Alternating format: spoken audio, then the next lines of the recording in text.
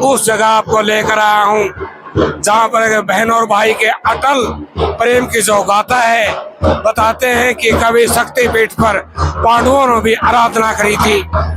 आप देख सकते हो कि यहाँ पर भारी भीड़ आती है तो प्रार्थना में लीन रहते हैं। कहते हैं कि यहाँ पर वो शक्तिपीठ है जो संसार की सबसे बड़ी शक्तिपीठों में एक है। नमस्कार दोस्तों, लोकराज 03 चैनल में आपका हार्दिक स्वागत है। आज मैं जीवन माता के प्रांगण में खड़ा हूँ। यहाँ पर जो पंडित जी हैं जो इस मंदिर के बारे में बताएंगे। ये राजस्थान का सीकर का एरिया है जिसको शेखावाटी भी कहा जाता है। यहाँ नवरात्रों में पूजा की जाती है। बताता है कि हर्ष और जीवनी नाम की कोई यहाँ लड़की थी, दोनों बहन और भाई थे, उनकी याद में यहाँ मंदिर है। इसके बारे में पंडित जी बताएंगे। पंडित जी नमस्कार जी। ये जो अपना मंदिर है कितने साल पुराना होगा? देखिए मंदिर ये बहुत पुराना है।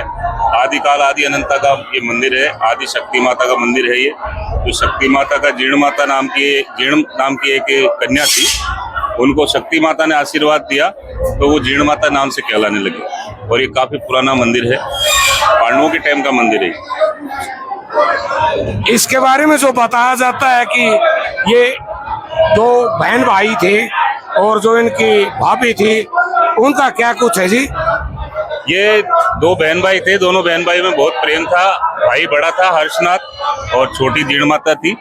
दोनों बहन भाई प्यार से रहते थे। माता पिता तो शांत हो गए थे, लेकिन जब भाई की शादी पहले हुई तो बहन को जो भाभी थी, हर्षनाथ की जो पत्नी थी, उसकी जीर्ण माता से बनती नहीं थी। उनमें आपस में विवाद चलता था। फिर इस बात को लेकर उनमें शर्त लग गई कि साहब जो जिसका घड़ा पहले उतारेगा वही उस घर में रहेगा, अन्यथा वो घर छोड़ के जाएगा। इस वजह से इनमें हल्का सा झगड़ा हुआ। जीर्ण माता नाराज होकर यहाँ आ गई और यहाँ काजल शिखर पर्वत पे बैठ के उन्होंने शक्ति माता की तपस्या करी। तब शक्ति माता और भगवान शंकर यहाँ प्रकट हुए और उन्होंने जीर्ण माता को आशीर्वाद दिया कि आज से आप जीर्ण माता के नाम से पूजे जाइए। तो जो अभी नवरात्रों में यहाँ जो इतना भारी भीड़ है, श्रद्धालु आ रहे हैं, तो इन नवरात्रों में ये देवी के जो रूप है, ये कौन सी देवी के रूप में? दुर्गा के या काली के, किसके रूप में याद किया जाता है? महामाया है, सारे रूप है इसके। हाँ, 9 देवी के सारे रूप है इसमें। 9 देवी के मतलब 9 दिन के नवरात्रे होते हैं, सारे रूप महामाया। अभी जी पहले जिस टाइम में जब मुगल थे दिल्ली में, तो बताते कि इस मंदिर को भी तोड़ने के लिए कोशिश करी थी। कोई कहता है अकबर ने, कोई कहता है औरंगजेब ने, कोई कहता है कि फिर यहाँ पर मैंने यहाँ से आपके लोगों से पूछा था कि जब वो यहाँ रहते तो पंडित जी थोड़े वो यहाँ रहते नहीं थे। वो होता ये था कि जब हमारे काजल शिखर माता के मंदिर में, जो पहाड़ी पे मंदिर है यहाँ पे, उसमें जब दीपक जलता था, उस दीपक का उजाला उसके दरबार में जाता था, दिल्ली दरबार में, औरंगजेब बादशाह के दरबार में। तो वो हिंदू धर्म को नहीं मानता था। उसने उसके जो राज्य के अंदर जितने भी काम करने वाले थे, कोई ऋषि मुनि भी थे, कोई मौलवी भी थे, उनसे जब उन्होंने पूछा तो उन्होंने कहा कि साहब ये कोई देवीय शक्ति है जिसका चमत्कार है ये। तो वो बोला मैं इस चीज को नहीं मानता, हिंदू धर्म को मैं नहीं मानता। उन्होंने कहा आप मानो नहीं मानो, लेकिन शक्ति है जो है। ये औरंगजेब ने कहा? हाँ, औरंगजेब ने कहा। तो उसने अपनी सेना भेजी कि इस दिशा में जितने मंदिर पड़ते हैं उनको तोड़ो। जितने ही पुराने मंदिर थे प्राचीन काल के, उन सबको उसने खंडित किया। हर्षनाथ मंदिर पे भी उसने वार किया। लेकिन यहाँ आते आते उसको माई ने चमत्कार दिखाया। हमारे यहाँ भंवरा माता का मंदिर है, आप देख सकते हैं नीचे। भंवरा माता के मंदिर में वहां से भंवरा निकले, औरंगजेब की बादशाह पे टूट पड़े और उन्होंने अपनी हार स्वीकार करी।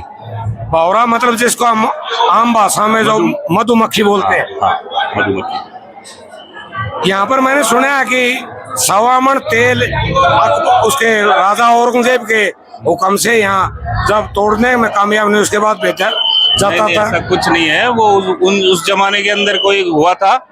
बाकी आज की तारीख में आप सब यात्रियों से व्यवस्था होती है, इसमें किसी मुगल का या आज के टाइम में किसी सरकार का कोई लेना देना नहीं। सब यात्रियों की तरफ से व्यवस्था है। तो यहाँ जो रहने सहने की व्यवस्था है ये मैंने देखा काफी ठीक है।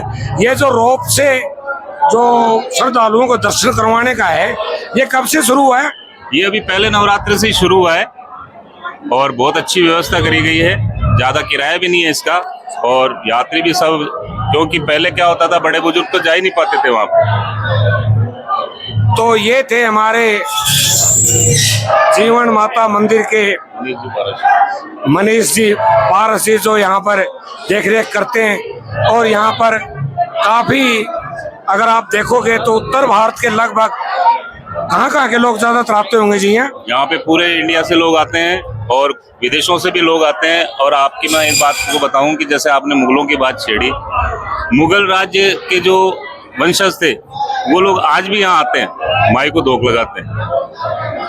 अच्छा जी। हाँ, मुगल के जो परिवार के लोग थे, जो आज उनका वंश है, वो आज भी यहाँ के धोख लगाते हैं। तो देखा आपने पंडित जी ने कितनी साफ हुई और डिटेल के साथ बताया। तो दर्शकों से अपील करूंगा, अगर कभी यहाँ ये जो शक्तिपीठ है आप भी आए और यहाँ के दर्शन करें। गुरु जी राम राम। जय माता। जय माता दी।